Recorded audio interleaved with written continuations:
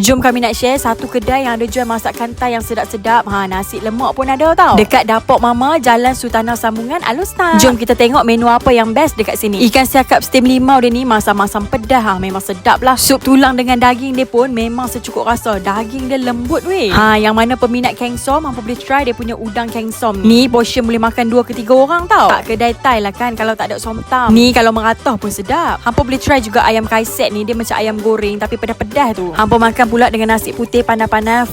Memang sedap lah. Dekat sini pun ada goreng-goreng tau. Nasi goreng dia pun secukup rasa elok. Yang mana peminat celup-celup Thai ni, hampa boleh mai try dekat sini. Rasa macam makan dekat Siam tu. Selain daripada masakan Thai, hampa nak nasi lemak pun ada tau. Hampa ambil nasi lemak ayam goreng ni, dia goreng ayam panas-panas. Yang ni memang sedap lah. Selain daripada masakan panas, goreng-goreng, hampa nak order set macam ni pun boleh. Kedai depa ni bertentangan dengan bangunan Bank Islam Jalan Sultanah Sambungan. Depan sikit je daripada Kota Iman. So, hampa tunggu apa lagi? Jangan lupa singgah.